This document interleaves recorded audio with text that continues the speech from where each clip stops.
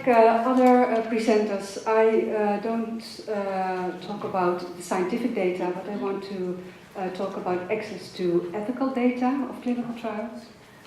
As I said, I work for SOMO. That's an independent, non-profit research center on multinational corporations. And we especially do research on the impact of multinationals in developing countries. The pharmaceutical sector is one of the sectors we focus on, and within this sector we entirely focus on clinical trials. And we do that because we see some business trends. We also see in other sectors, especially related to the clinical trials, and that is the business trend of offshoring and outsourcing. And to give an example, just like the ICT giant Apple is not manufacturing its own iPods or its iPads, that's a contractor who is doing that in China. The big pharmaceutical companies are also increasingly outsourcing their testing. They do not test the majority of their clinical trial, the majority of the drugs are not tested by themselves. Currently, more than 50% of their clinical trials are outsourced to so-called contract research organizations. And that are big multinationals also, like Quintiles and Covens. And these contract research organizations have built up their presence in countries with large populations of poor, uninsured, and illiterate people, and the CROs can do the clinical trials faster and cheaper. And on their turn, these CROs are outsourcing the clinical trials to smaller CROs, to national CROs. And some of them are specialized in the recruitment of the trial subjects, and some of them are specialized in the data processing. To give an example, in India, 90% of the clinical trials are conducted by CROs, and in Peru, it's 70%.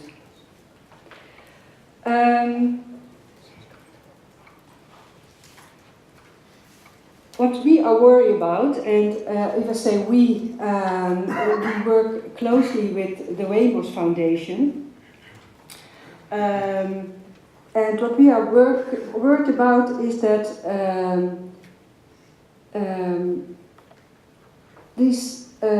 about the ethics of drug testing in those poor resourced countries.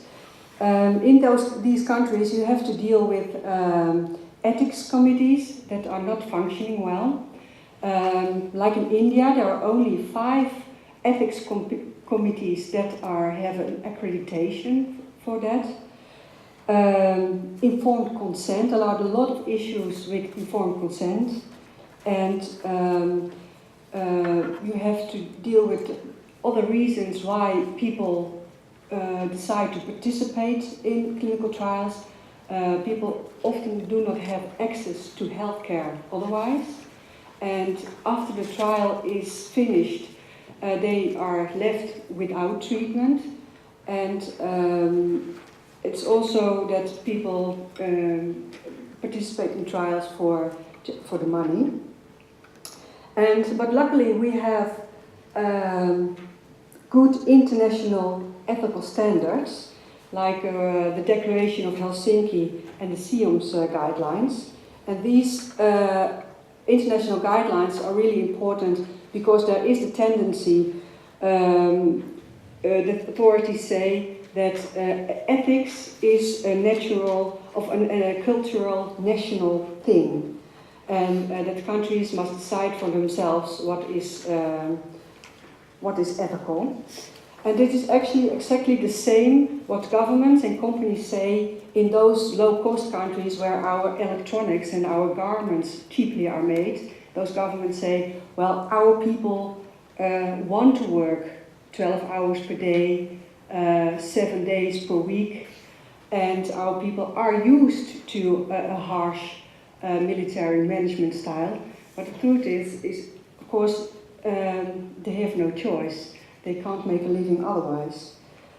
So as there is for labor conditions international minimum standards, there are also ethical standards, and we are lobbying for the implementation of these international ethical guidelines in European marketing authorization procedures. And we are lobbying for more transparency on the ethical aspects of clinical trials. And always pharmaceutical companies assure us that they closely monitor the compliance to the same ethical standards wherever the trials take place. But actually we don't know what ethical standards they work with. Is it the Declaration of Helsinki, or is it the good clinical practice only? But we cannot check. We just have to believe what they say. So we are lobbying for ethical information on the ethical aspects of clinical trials in the public trial registers, in the protocol, in the clinical study reports, and in the public assessment reports. And to be more precise on what kind of ethical data we are looking for, so since we are especially interested in the clinical trials conducted in poor resource countries, we are interested in the justification to do these trials in those countries to avoid exploitation and to protect trial participants. Well, it's not exactly ethical data, but first of all, what we want to know is all trial locations. It's still really, really difficult, although there are more public registers, to find the locations where trials take place. Also in an assessment report, like in an EPAR, sometimes it's only said it's tested in Asia, or it is tested in Central and Eastern Europe. And other information more related to the ethical side is that we want a justification to test the drug on a vulnerable population. As the Declaration of Helsinki said, that it is only justified if the research is responsive to the health needs of this population and that the population will benefit from the results. The same is for the justification for the use of placebo-controlled trials. Because if we looked at certain placebo-controlled trials, and we see that the more risky placebo-controlled trials take place outside Europe. So they take place in China, in India, and in certain countries of Eastern Europe, like Poland and Bulgaria, Romania. What is further really important is to have information about the post-trial arrangement. As I said, especially in those countries where people participate in a clinical trial because it's their only access to healthcare, you also have to take measures once the trial is over. So we would like to have this information. But also information about the informed consent procedure. And what we would like to have is just like a blank form, an informed consent form. So far, we did not succeed in getting a blank form of for the informed consent form. And we will want to know information about the composition of the ethics committee. So, what I want to highlight here is now the pitfall to separate the scientific assessment from the ethical assessment. Actually, according to the EU Directive for Marketing Authorization, an ethical violation is ground to refuse marketing approval. So the directive on itself is quite okay. But in practice, this never happens. We asked the EMA, but they don't know about cases on this. And the problem is also that this information is not available yet, also not for the authorities. It's not in the dossiers.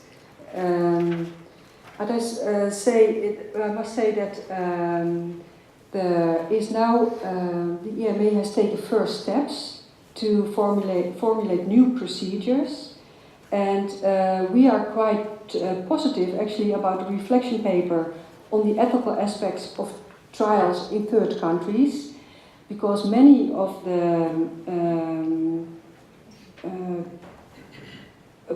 what we addressed, the information we would like to have is there are steps taken to provide this information.